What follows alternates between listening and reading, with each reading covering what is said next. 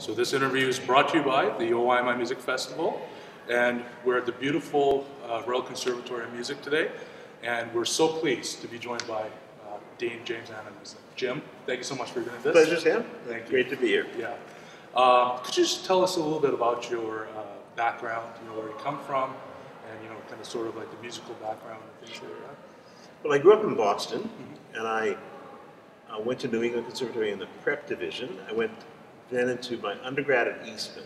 It was at Eastman, I played in Boston, but at Eastman I got really passionate and serious about piano. Right. I mean, I played, but it wasn't my passion until I got to Eastman, and suddenly it was like all I wanted to do. So I went through Eastman, and I had a fantastic teacher, Eugene List. Went to New York, went to Juilliard for my master's. Met some other mentors, Claude Frank, and then Carl Schnabel in particular. Amazing.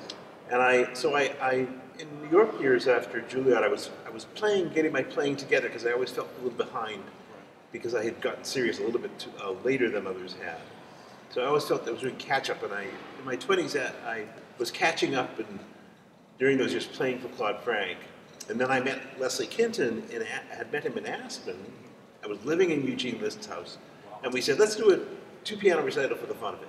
Mm-hmm. So we said, I flew up to Toronto, and we did 7-8 weekends. We rehearsed, chose a program, and we played, and we had the chance to play for Gina Bachauer, who's a very famous concert pianist, and she loved her playing. We actually sat down, and we just instantly clicked. Amazing. As a duo. I've done a lot of chamber music and 2-piano, but with Leslie, we just, boom, we clicked. Amazing. And everyone really, many people heard it and said that we should. They encouraged us to do it professionally. And Gina Bachauer in particular, when she and Eugene List both said, when Eugene heard our recital, he said, he was giving us agents' names in London. You're playing at Wigmore Hall, and Jim, you're moving to Toronto, and I'm what? And I kind of trepidatiously moved to Toronto, not knowing what would come of it. And the minute I got here, I had lived my 20s in New York, which was fantastic. And the minute I got here, we just had many opportunities to play. And I started teaching at the Royal Conservatory at University of Toronto, but we really focused on the duo, and it just got all kinds of opportunities to play. And I think as I look at my life now, we got better every year. We kept learning, and we got the chance to play, and we would learn from playing. And at some point, I realized that I loved teaching as much as I loved playing. And I think I always had loved people, but I really realized how close the relationship is. And of course, you've been, like you said earlier, you've been teaching for a long time. Yep. I understand that you was taught at Western.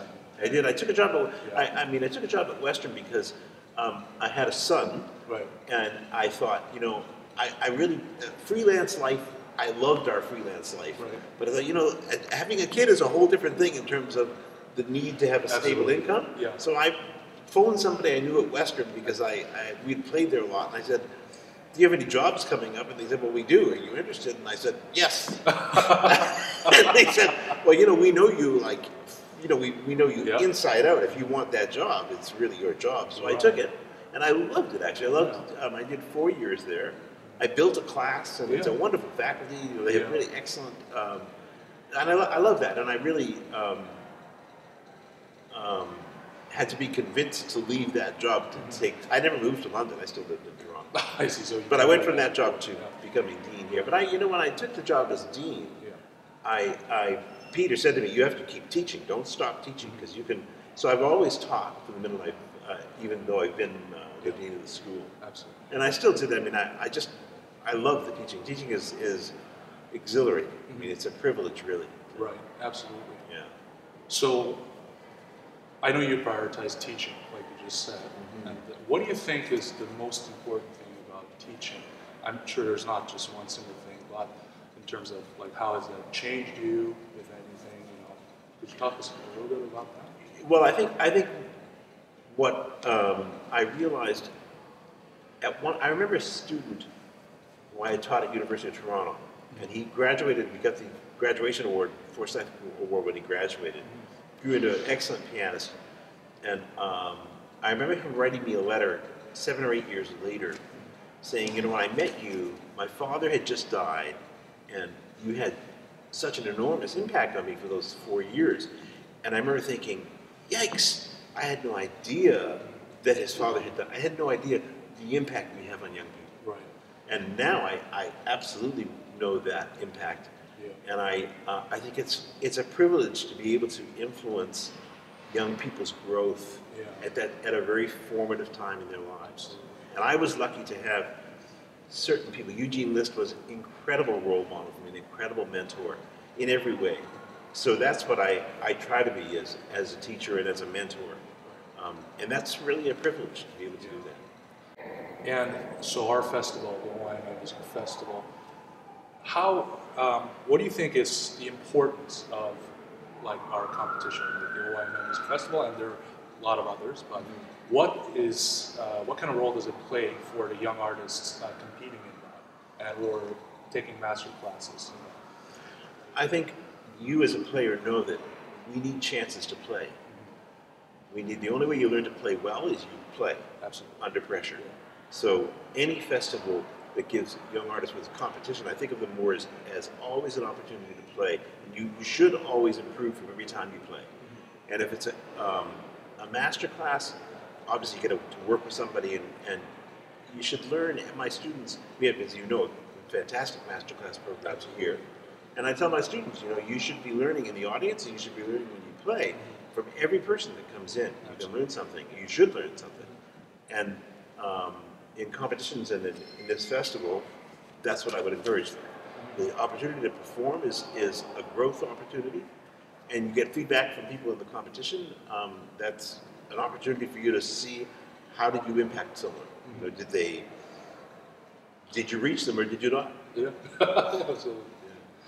So that's something that our organization this year try to prioritize, getting artists such as yourself, Professor Zuch, and a lot of others, Kelly Parkins Lindstrom, for example, that I've worked with. Yeah.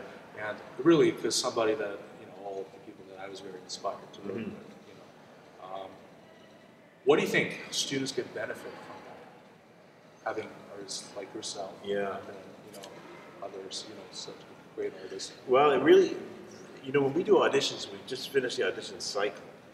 And I've said many times that, well, we really don't disagree on where a person is in terms of the level of their playing.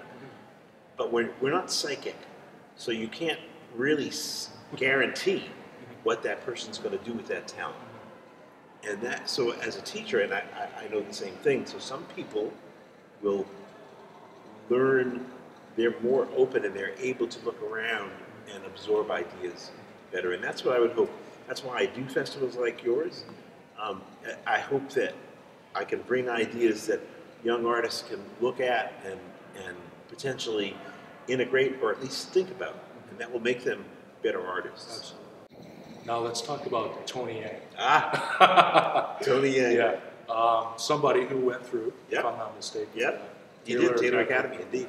Yeah. And the 5th prize winner of the Frederick Chopin International Competition. He will also be adjudicating at our festival. Yeah. So you know him for a long time, Yeah. and then I believe you worked with Lee as well. Yeah. And to have somebody, a young artist, but obviously an amazing professional, so it's go through the program here, and then be in the same festival as you. Yeah. How does that feel for you? I mean, I've known Tony. I've stayed close to Tony. I just love him. He's and I remember, Lee started him, and I would coach him once in a while, and so I watched Tony from the time he was just a little kid, and I remember, I mean, he's a good example of everything we've been talking about. You just didn't know what he would do. Yeah.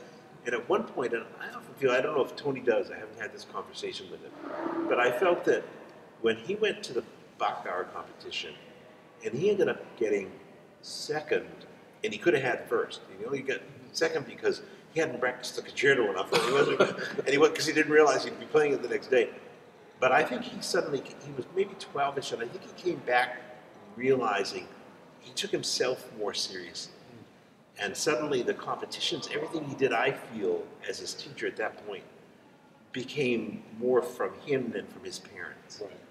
And what I always loved in his playing, and love to this day, is Tony is a very creative and interesting, unorthodox player. I mean, you never quite know what Tony is going to do, which is a fantastic quality in his playing.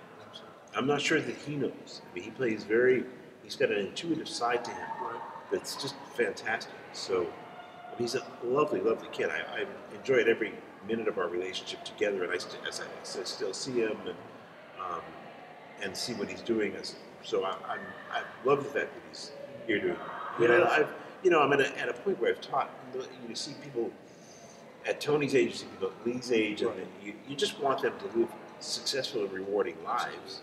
I taught Stuart Goodyear when he was 9, 10, and knew even then what he would do. So to see him reach what he's reached, it's a privilege to do this. Yeah. I mean, I live a very lucky life. I really do. It's a privilege to do it. It's amazing. Yeah. Okay, great. Do you have any message for all the participants of the OIMI Music Festival this year? Well, I would say congratulations for entering. Be sure you really prepare. Prepare with incredible dedication and discipline. Whatever you're doing, do more, because if you do that, you give yourself a better chance of playing well, and if you play well, you'll be happier with yourself. Yeah. So that's what we want. We want people to play well. Well, the deadline for the vocal and piano category is March 21st, and for the strings, it's April 12th. So please visit OIMI Music Festival website. And thank you so much for doing this. It's a pleasure, Sam. Yeah, it's been a pleasure. an honor. Thank you. Nice talking to you. Look forward to hearing all of you young people. Thank you. Thank you very much. All right.